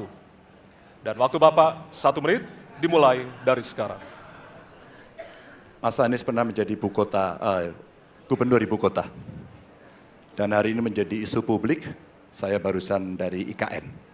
Mas Anies, dengan berbagai kondisi yang ada di Jakarta, traffic jam, orang bermigrasi, bagaimana polusi yang terjadi, saya pengen dapat statement yang clear dari Mas Anies.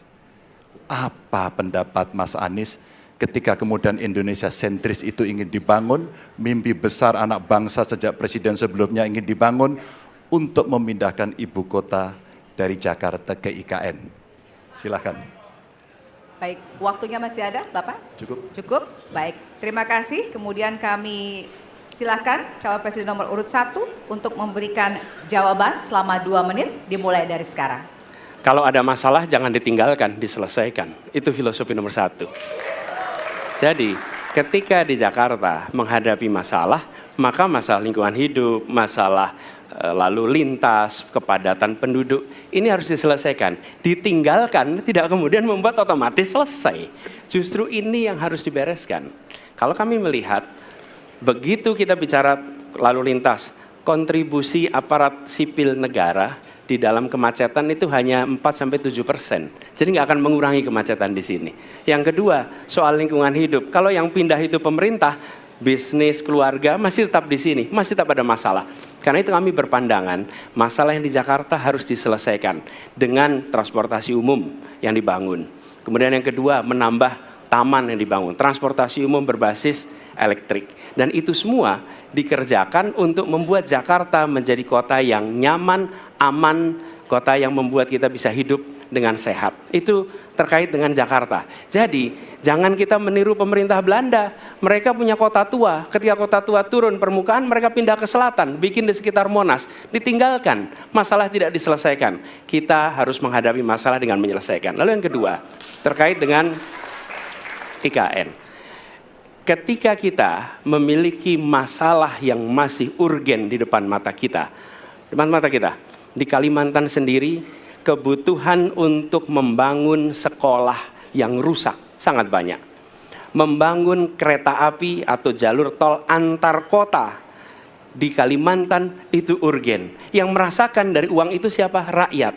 Sementara yang kita kerjakan hanya membangun tempat untuk aparat sipil negara bekerja, bukan untuk rakyat dan bukan pusat perekonomian.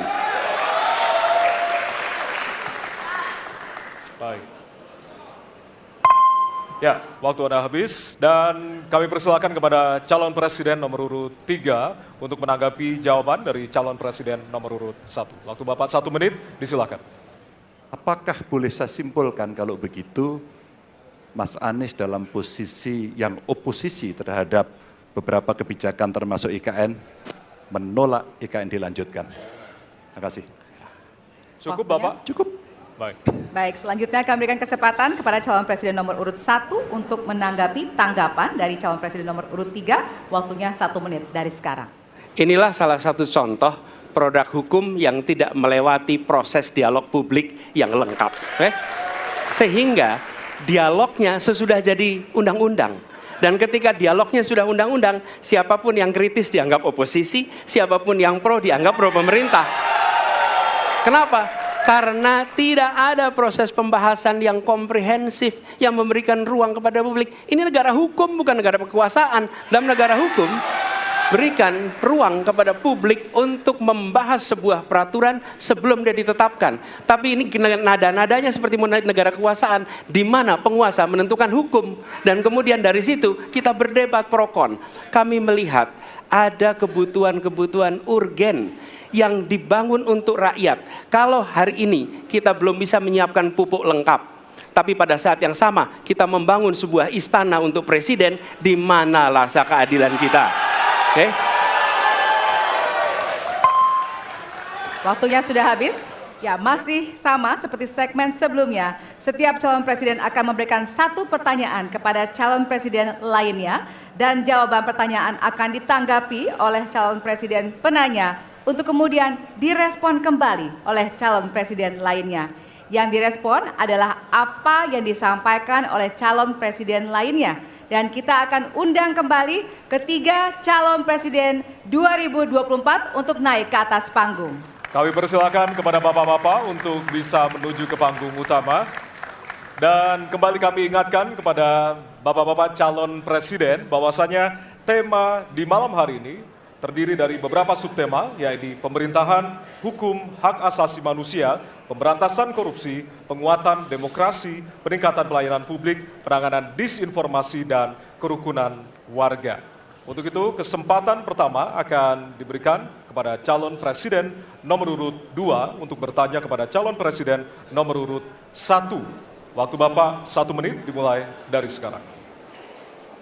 Mas Anies pernah jadi gubernur 5 tahun di DKI.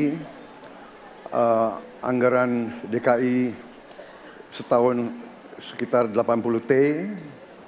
Jumlah penduduk Indonesia DKI 10 juta kira kurang lebih. APBD Jawa Barat 35 T, jumlah penduduknya 50 juta, 5 kali DKI. Tetapi selama Mas Anies mimpin, sering sekali DKI menerima indeks polusi tertinggi di dunia. Bagaimana dengan anggaran 80 T, Pak Anies sebagai gubernur tidak dapat berbuat sesuatu yang berarti untuk mengurangi polusi? Terima kasih. Waktunya masih ada, Bapak? Sudah cukup? Baik, kita akan lanjutkan pada calon presiden nomor urut 1. Kami beri kesempatan untuk menjawab pertanyaan selama 2 menit, dimulai dari sekarang. Pak Prabowo, terima kasih atas pertanyaan yang bagus, tetapi kurang akurat. Saya akan jelaskan, Pak. Ketika satu daerah mengatakan di tempat kami tidak ada COVID, di tempat kami COVID banyak, lalu yang tidak ada COVID kami tanya, kenapa tidak ada COVID? Nah, kami nggak punya alat testing, Pak. Karena tidak punya alat testing, maka tidak ada COVID. Yang punya alat testing, maka ada COVID. Okay? Saya tidak tanya COVID, saya polusi. Boleh saya selesaikan dulu? Ya. Jadi, apa yang terjadi? Di Jakarta kami memasang alat pemantau polusi udara. Bila masalah polusi udara itu bersumber dari dalam kota Jakarta, maka hari ini, besok, minggu depan konsisten selalu akan kotor. Tapi apa yang terjadi? Ada hari di mana kita bersih, ada hari di mana kita kotor. Ada masa minggu pagi, Jagakarsa sangat kotor. Apa yang terjadi? Polusi udara tak punya KTP. Angin tak ada KTP-nya. Angin itu bergerak dari sana sini. Ketika polutan yang muncul dari pembangkit listrik tenaga uap mengalir ke Jakarta, maka Jakarta punya indikator, karena itu Jakarta mengatakan ada polusi udara. Ketika anginnya bergerak ke arah Lampung, ke arah Sumatera, ke arah Laut Jawa, di sana tidak ada alat monitor, maka tidak muncul. Dan Jakarta pada saat itu bersih. Kalau problemnya dari dalam kota saja, maka konsisten tiap waktu. Ya, kita punya masalah polusi. Karena itu kita kerjakan dengan apa? Kita lakukan, Pak. 1, dengan pengendalian emisi dari kendaraan bermotor. Dan pengujian emisi sekarang wajib. Yang kedua, elektrifikasi kendaraan umum. Yang ketiga, konversi kendaraan umum. Dan dulu yang naik kendaraan umum hanya 350.000 per hari, sekarang 1 juta per hari. Jadi itu kita kerjakan untuk menangani soal polusi di Jakarta. Baik. Masih ada waktu, Bapak? Cukup? Ya. Kami persilakan kepada calon presiden nomor urut 2 untuk kemudian menanggapi jawaban dari calon presiden nomor urut 1. Waktu Bapak 1 menit dimulai dari sekarang. Ya susah kalau kita menyalahkan angin dari mana saja, ya. Jadi saya bertanya dengan anggaran segitu besar, jumlah penduduk, ya, langkah-langkah yang bisa dilakukan untuk dengan real dalam 5 tahun mengurangi polusi, juga di mana rakyat Jakarta begitu banyak yang mengalami sakit pernafasan. Jadi saya kira kalau kita dengan gampang menyalahkan angin, hujan dan sebagainya, ya mungkin tidak perlu ada pemerintahan kalau begitu, ya. Terima kasih. Ya. Masih ada waktu? Akan menambahkan? Cukup. Cukup. Baik, selanjutnya kami berikan kesempatan kepada calon presiden nomor urut 1 untuk menanggapi tanggapan dari calon presiden nomor urut 2. Waktunya 1 menit, dimulai dari sekarang.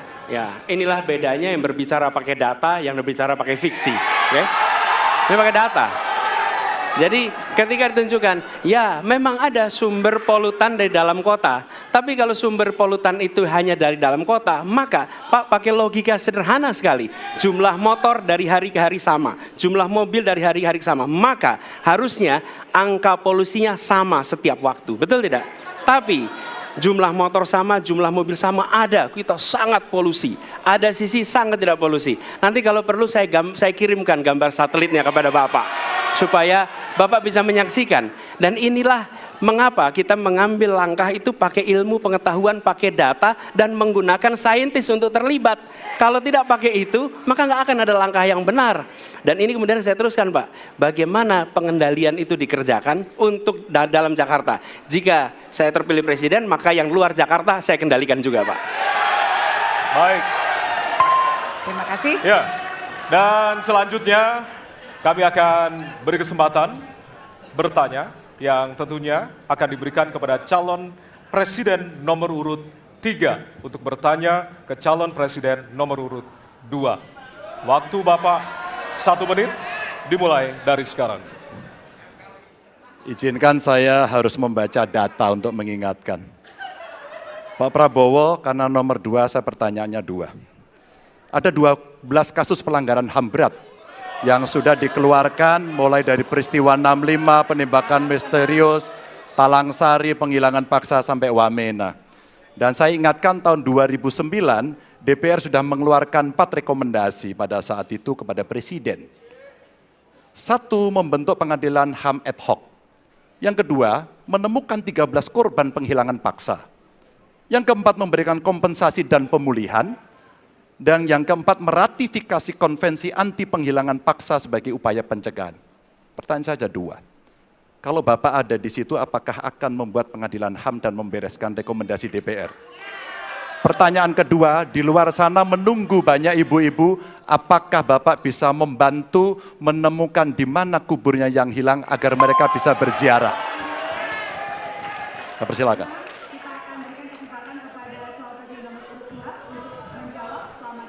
Waktunya dari sekarang. Pak Ganjar tadi justru Anda sebut tahun 2009 kan? Ya. Jadi sekian tahun yang lalu kan? Betul. Dan masalah ini ditangani justru oleh wakil presiden Anda. Ya. Ya. Jadi apalagi mau ditanya kepada saya? Saya sudah menjawab berkali-kali, ada rekam digitalnya. Saya sudah jawab berkali-kali. Tiap 5 tahun kalau polling saya naik, ditanya lagi soal itu.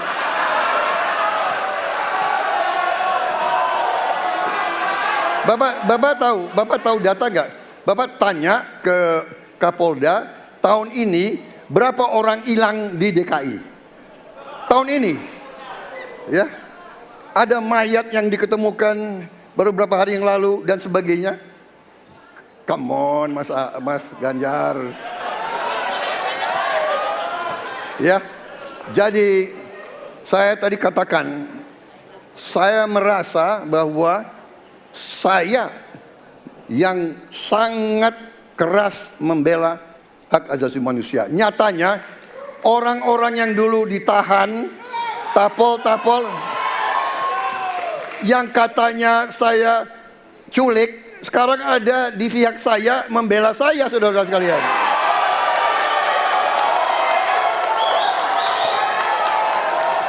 Jadi masalah HAM jangan dipolitisasi, Mas Ganjar, ya. Menurut saya, ya. Saya kira begitu jawaban saya. Masih ada waktu, Bapak? Kedua, Pak. Akan menambahkan? Cukup. Cukup, baik. Dan selanjutnya kami persilakan kepada calon presiden nomor urut 3 untuk menanggapi jawaban dari calon presiden nomor urut 2. Waktu Bapak 1 menit, dimulai dari sekarang. Prabowo ini punya ketegasan yang luar biasa. Luar biasa. Tapi sayang pada 2 jawaban ini sama sekali tidak punya ketegasan itu. Kenapa saya sampaikan? Pertanyaan saya sebenarnya 1. Apakah kalau Bapak jadi presiden akan membuat pengadilan HAM? Pertanyaan nomor kedua, apakah Bapak bisa menemukan, menunjukkan, membantu pada keluarga agar kemudian mereka bisa berziarah? 2 ini sama-sama tidak dijawab. Maka kalau kemudian saya boleh meminta, kalau saya jadi presiden, Pak, saya akan bereskan ini, Pak. Agar kemudian dalam kontestasi pilpres berikutnya, ini tidak akan muncul lagi karena presidennya tegas menuntaskan pekerjaan itu pada eranya. Terima kasih. Waktunya masih ada, Bapak? Cukup. Cukup. Baik, kita berikan kesempatan kepada calon presiden nomor urut 2 untuk menanggapi tanggapan dari calon presiden nomor urut 3. Waktunya 1 menit dari sekarang. Loh, kok dibilang saya tidak tegas? Saya tegas akan menegakkan hak asasi manusia. Masalah yang Bapak tanyakan agak tendensius. Kenapa yang 13 orang hilang pada saat itu ditanya kepada saya? Itu tendensius, Pak Ganjar, ya. Itu tendensius. Dan wakil Bapak yang mengurus ini selama ini. Jadi kalau memang keputusannya mengadakan pengadilan HAM, ya kita adakan pengadilan HAM. Tidak ada masalah. Ya. Baik. Sudah, Pak? Masih ada waktunya, waktu? Pak? Sudah cukup, Ya. Pak Prabowo? Namanya usaha. Terima kasih. Sudah cukup? Baik. Oke. Ya, dan Harap selanjutnya tenang. kita akan menuju ke pertanyaan, dan kali ini kesempatan bertanya akan diberikan kepada calon presiden nomor urut 1 untuk kemudian bertanya kepada calon presiden nomor urut 3. Waktu Bapak 1 menit dimulai dari sekarang. Ada 2 peristiwa yang menarik perhatian dan perlu kita bahas di sini. Peristiwa Kanjuruhan dan peristiwa kilometer 50. Di situ proses hukum sudah dijalankan, tetapi rasa keadilan masih belum muncul. Pada saat ini kita menyaksikan masih banyak pertanyaan, bahkan keluarga-keluarga korban masih mempertanyakan. Karena itu saya ingin bertanya kepada Pak Ganjar. Saya posisinya adalah ini harus dituntaskan. Ini harus bisa menghadirkan rasa keadilan. Bukan saja soal legalnya yang sudah diselesaikan. Saya ingin tanya posisi Pak Ganjar di dalam 2 peristiwa ini. Terima kasih. Waktunya masih ada, Bapak? Sudah cukup? Oh, udah cukup. Baik. Baik. Terima kasih kepada calon presiden nomor urut 3. Kami berikan kesempatan untuk menjawab selama 2 menit. Waktunya dimulai dari sekarang. Terima kasih, Mas Anies. Saya kira 2 isu itu menjadi public talks. Kanjuruhan. Kita bisa bertemu dengan para pencari fakta. Kita bisa melindungi korban. Kita bisa membereskan urusan mereka dari sisi keadilan korban, termasuk di kilometer 50. Ketika kita bisa bereskan semuanya, maka kita akan naik dalam 1 tahap. Apakah kemudian proses legal dan kemudian mencari keputusan yang adil bisa dilakukan? Jawaban saya, bisa. Jadi dalam pemerintahan ini mesti berani untuk tidak lagi menyandra persoalan-persoalan masa lalu sehingga berlarut-larut. Sehingga apa yang terjadi ketika muncul terus-menerus akan menjadi sensi. Sensi terus karena tidak pernah ada keputusan. Maka cara-cara ini mesti dihentikan dan kita mesti berani tegas. Kadang-kadang kita juga mesti harus berpikir dalam situasi yang lebih besar. Mari kita ciptakan kembali Undang-Undang KKR. Mari kita hadirkan kembali Undang-Undang KKR agar seluruh persoalan-persoalan pelanggaran HAM itu bisa kita bereskan dengan cara itu. Sehingga bangsa ini akan maju dan tidak lagi kemudian berpikir mundur karena persoalan-persoalan seperti itu yang tidak pernah dituntaskan. Kita harus tuntaskan itu. Baik. Masih tersisa waktunya, Bapak? Cukup? Baik.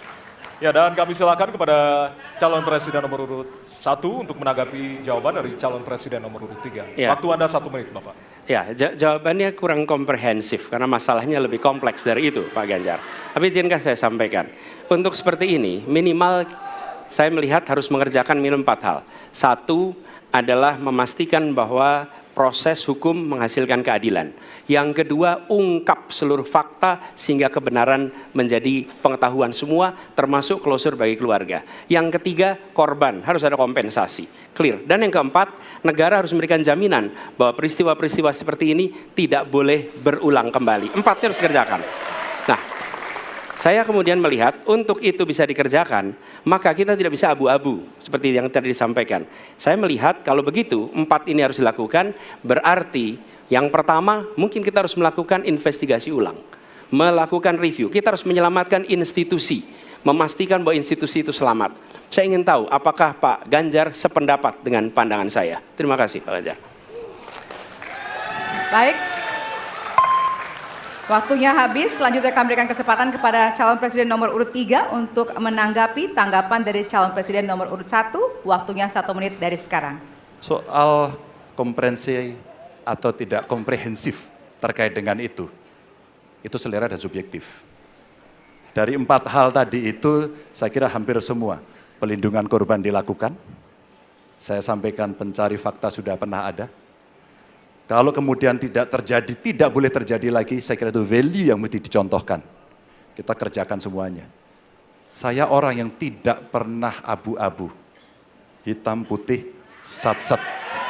Kami tidak pernah ragu-ragu, kami tidak pernah abu-abu, maka kami pun tadi mengklarifikasi pertanyaan kepada pasangan calon nomor 2, karena kami bukan orang yang menunda pekerjaan, menggantung pekerjaan untuk kemudian menjadi komoditas. Saya selesaikan itu. Masih ada waktunya Bapak? Akan Cukup. ditambahkan? Baik. Ya, dan kita berikan apresiasi kepada 3 calon presiden yang tadi sudah berdebat dan saling bertanya di kesempatan malam hari ini, Pak. Ya, pada segmen terakhir ini kita akan menyimak pernyataan pamungkas dari masing-masing calon presiden. Kami mohon para calon presiden untuk maju ke panggung menyampaikan pesan penutupnya. Baik, kami persilakan kepada Bapak-Bapak calon presiden untuk kemudian merapat menuju ke panggung utama. Ya, dan untuk itu kami awali dari calon presiden nomor urut 1 kepada Bapak Anies Baswedan. Waktu Anda 2 menit, dimulai dari sekarang. Di sini. Silakan Bapak. Saya rasa kita sama, rakyat Indonesia, saya, kita semua. Bahwa kita menginginkan sebuah negeri di mana praktek korupsi diberantas hingga tuntas.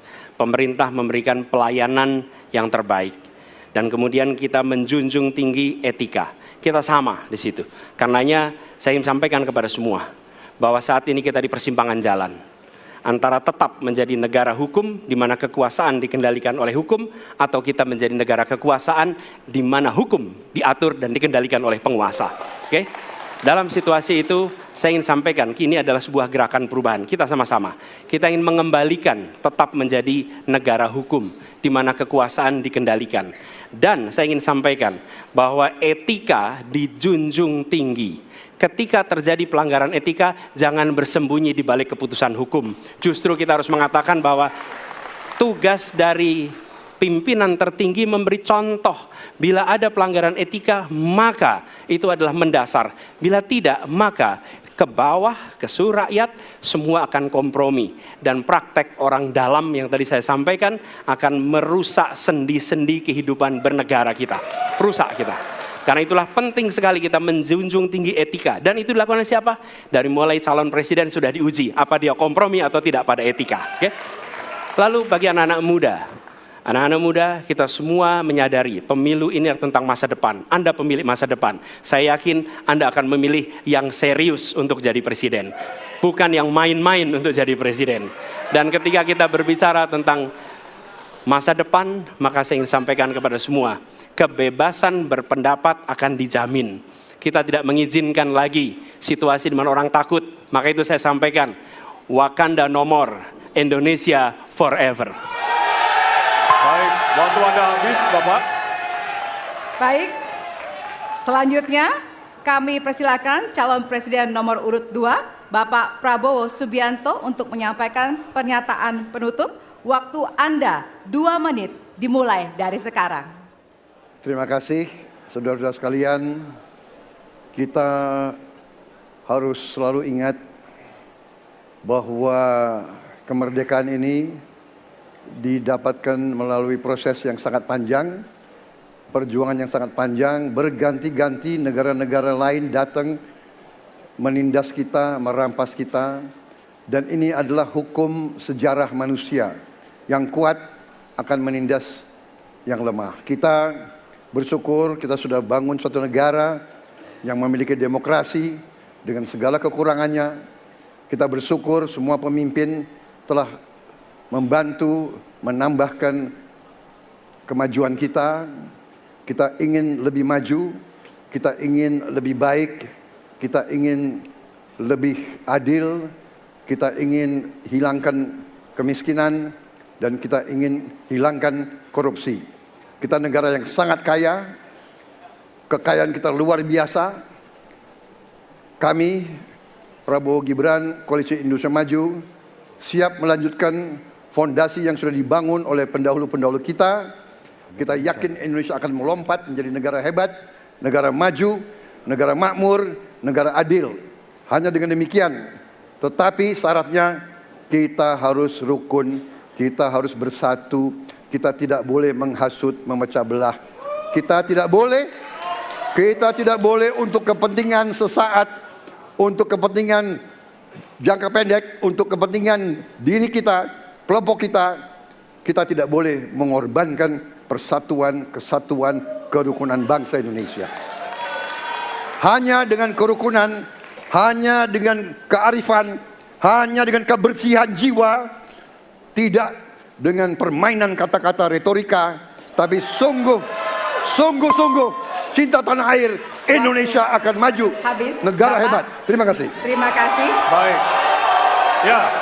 Dan yang terakhir kita akan menuju ke calon presiden nomor urut 3, Bapak Ganjar Pranowo. Waktu Anda 2 menit dimulai dari sekarang. Terima kasih. Ini panggilan sejarah buat Ganjar Mahfud. Ganjar seorang anak polisi berpangkat tidak tinggi, bertugas di kecamatan. Pak Mahfud, bapaknya pegawai kecamatan.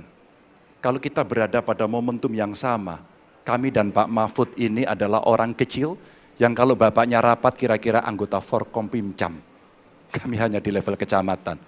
Kami telah terbiasa mencoba mendengarkan keluh kesah rakyat. Panggilan sejarah inilah yang kemudian coba kita klasifikasi dari seluruh persoalan yang muncul. Bagaimana kita memberikan afirmasi kepada kelompok rentan. Ada kelompok perempuan, penyandang disabilitas, anak-anak, termasuk manula.